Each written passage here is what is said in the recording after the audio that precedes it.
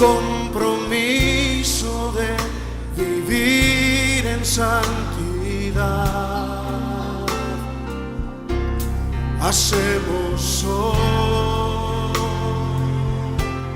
ante tu altar un pacto de hombres que te quieren agradar.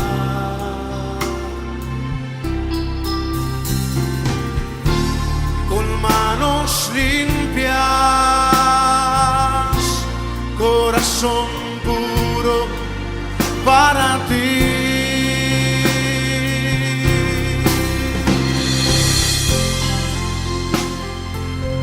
Yo te invito en esta noche que tú hagas ese compromiso con Dios de santidad, de agradarle a Él. Levanta tu voz. Hacemos hoy ante tu altar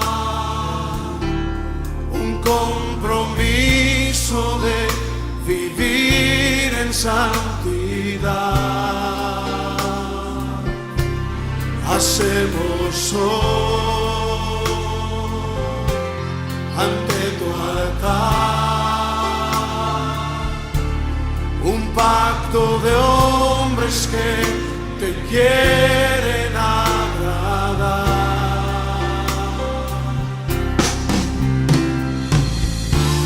Con manos limpias, corazón puro para ti. Dile: cuidaré mis ojos, cuidaré mis ojos, cuidaré mis manos, cuidaré mi corazón de todo lo malo, de todo lo vano. No te quiero fallar jamás. Cuidaré mis ojos, cuidaré mis ojos,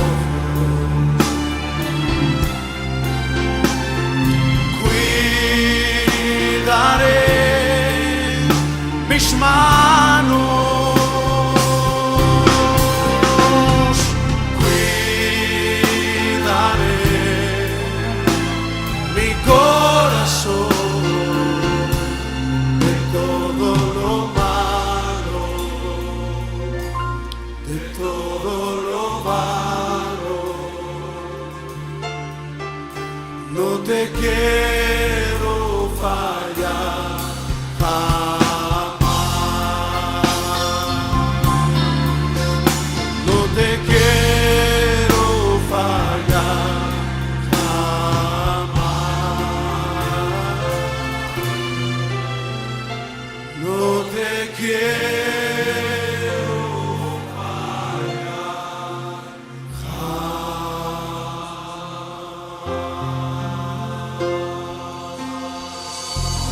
Sí, Señor.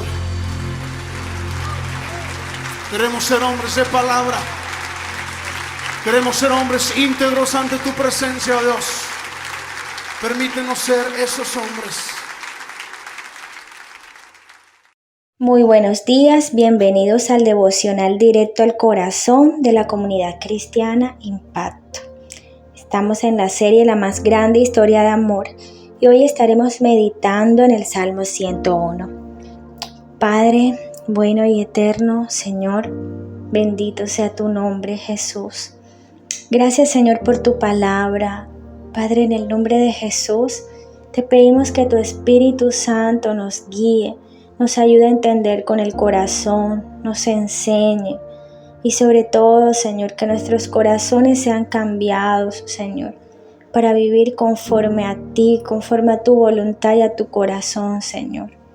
Crea en nosotros, Señor, corazones íntegros que puedan caminar en misericordia y juicio, como es tu voluntad, Padre, en el nombre de Cristo Jesús. Amén y amén.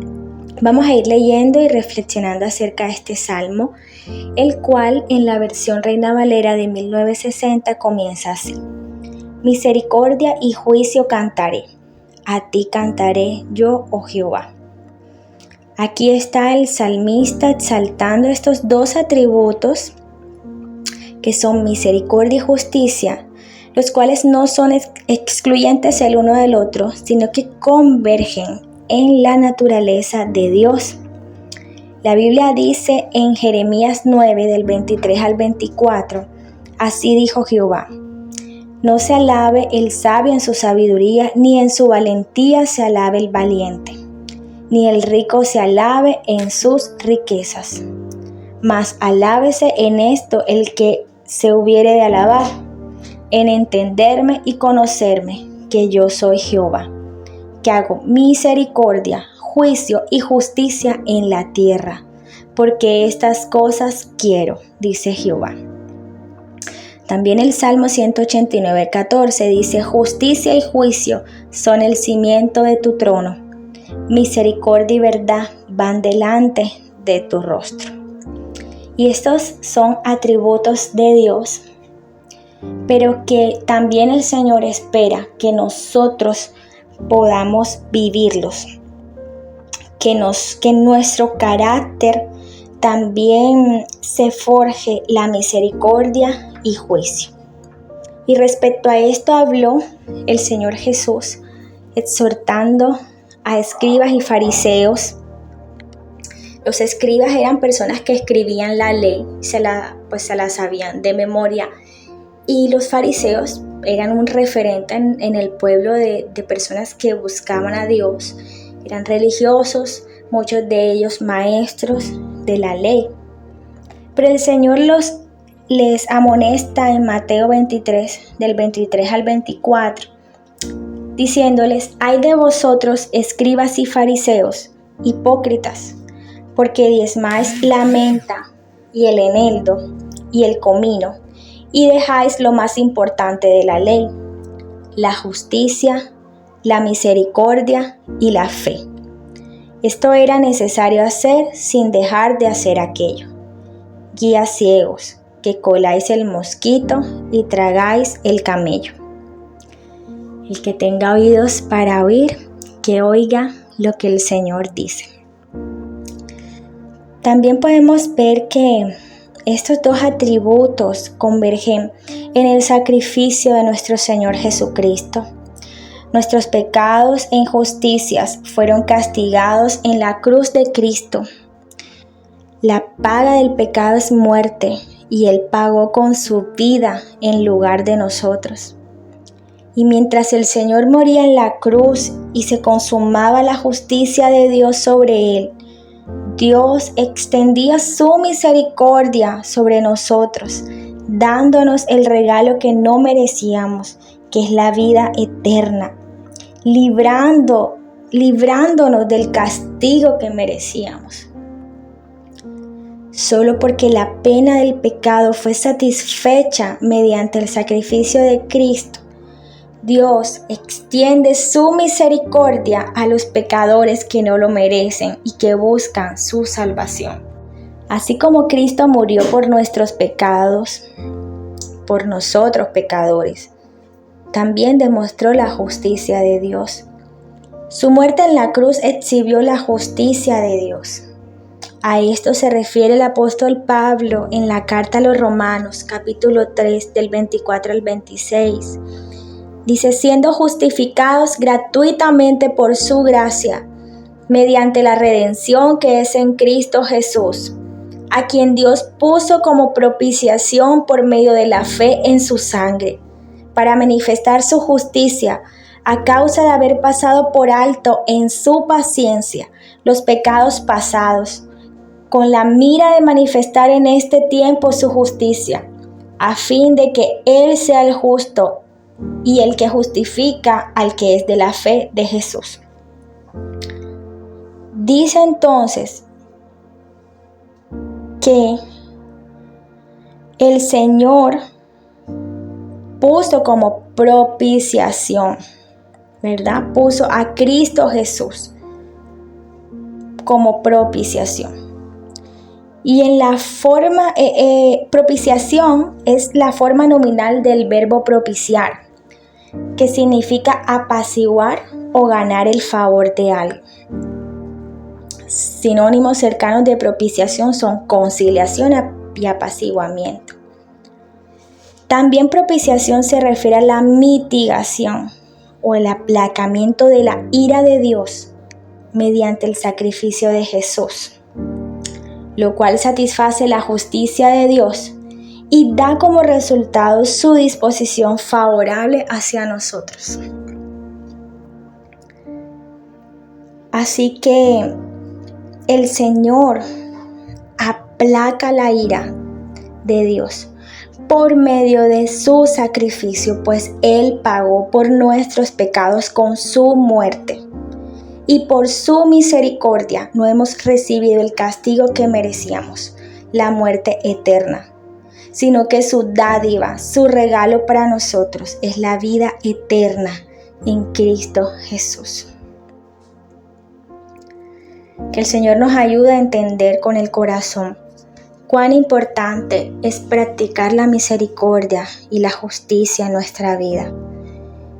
Y reconocer y alabarle y exaltarle porque Él es misericordioso y justo. El salmista lo tiene muy claro y ha determinado cantar de la misericordia y el juicio del Señor. Ahora bien, sigamos leyendo el Salmo 101 en el versículo 2, que dice: entenderé el camino de la perfección cuando vengas a mí. En la integridad de mi corazón andaré en medio de mi casa. En la versión NTV dice: viviré con integridad en mi propio hogar. Y aquí hay dos cosas que resaltar. Lo primero es que reconoce que puede andar y entender el camino de la perfección cuando Dios venga a él. Es decir, a partir de ese encuentro con Dios, él podrá tener la victoria en llevar una vida intachable. Él lo propone en su corazón, pero sabe que necesita o depende de Dios para lograrlo, que no es autosuficiente, que depende de Dios. Lo segundo que me llama la atención es que dice que andará en integridad en medio de su casa, en su propio hogar. Esto expresa su anhelo o el anhelo de una persona que desea vivir en integridad en lo íntimo de su morada, en lo íntimo de su vida, en su vida privada, no solo en su vida pública. El salmista no dice en medio del pueblo, sino de su casa, es decir, con sus íntimos, con sus cercanos. Volviendo al tema de los religiosos en el tiempo de Jesús, el Señor en los evangelios les habla muy fuerte y sostiene que aprendamos lo que enseñan, pero no hagamos como hacen porque no lo practican. Hay unas frases muy fuertes que el Señor usa cuando los llama sepulcros blanqueados o hipócritas. Y es porque delante de las personas se veían perfectos, pero su corazón estaba lejos de serlo. El Señor enseñó directamente acerca de poder llevar una vida privada con Dios. Él enseñaba acerca de orar cerrada la puerta, el ayunar o el dar sin alardear de ello o sin la pretensión de ser vistos por otros, sino que hizo énfasis en que esto es algo que es importante que se haga en lo secreto, en lo íntimo, y que se debe hacer para Dios y no para ser alabados por los hombres. Muchas veces queremos ese reconocimiento de los demás, tener un lugar importante en medio de la congregación o de cualquier lugar al que pertenezcamos. ¿Quién no quiere ser importante? ¿Quién no quiere ser reconocido, exaltado? Pues el Señor mismo promete hacerlo. si en lo secreto lo buscamos, si vivimos en humildad. Pero el tema aquí, o la intención, es buscar vivir esta vida íntegra, no solo en lo público, sino en lo secreto, en la vida privada. Y solo esto lo podemos hacer pegados a Dios, guiados por su palabra y su Santo Espíritu. Si seguimos leyendo en la versión NTV, el versículo 3 dice: me negaré a mirar cualquier cosa vil o vulgar. Detesto a los que actúan de manera deshonesta, no tendré nada que ver con ellos. Y sigue diciendo: rechazaré las ideas perversas y me mantendré alejado de toda clase de mal. No toleraré a los que calumnian a sus vecinos, no soportaré la presunción ni el orgullo. Es una determinación firme que hace el salmista de no asociarse con aquellos que no temen a Dios. Y reflexionando acerca de esto, traía a memoria el Señor el segundo libro de Corintios, o la segunda carta de Corintios, capítulo 6, del versículo 14 al 15, donde dice: no os unáis en yugo desigual con los incrédulos, porque ¿qué compañerismo tiene la justicia con la injusticia? ¿Y qué comunión la luz con las tinieblas? ¿Y qué concordia Cristo con Belial? ¿O qué parte el creyente con el incrédulo? Pero también venía a memoria que el Señor fue criticado por andar y compartir la mesa con pecadores, publicanos, glotones, borrachos. Mateo 9, del 11 al 13 dice: cuando vieron esto, los fariseos dijeron a los discípulos: ¿por qué come vuestro maestro con los publicanos y pecadores? Al oír esto les dijo, se refiere al Señor, cuando Jesús escucha esto, Él les dice: los sanos no tienen necesidad de médico, sino los enfermos. Y aprended lo que significa misericordia quiero y no sacrificio. Porque no he venido a llamar a justos, sino a pecadores al arrepentimiento. Así que hay una diferencia entre asociarse para compartir obras de maldad y compartir el Evangelio.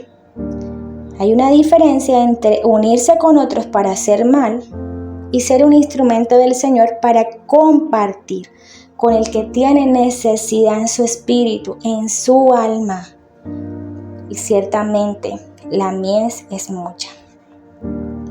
Que el Señor nos dé entendimiento y revelación para comprender lo que significa misericordia quiero y no sacrificio. Y para ir cerrando, desde el versículo 6, el salmista cierra: buscaré a personas fieles para que sean mis compañeros. Solo a los que sean irreprochables se les permitirá servirme. No permitiré que los engañadores sirvan en mi casa y los mentirosos no permanecerán en mi presencia. Mi tarea diaria será descubrir a los perversos y liberar de sus garras a la ciudad del Señor. En resumen, él está diciendo que aplicará justicia, que buscará tener comunión con quienes aman y temen a Dios, que en su reino y en su ejército, recordemos que estamos hablando de un salmo del rey David, solo servirán los que sean irreprochables. Y ciertamente Dios habla de David como un referente, como una persona que vivió en integridad.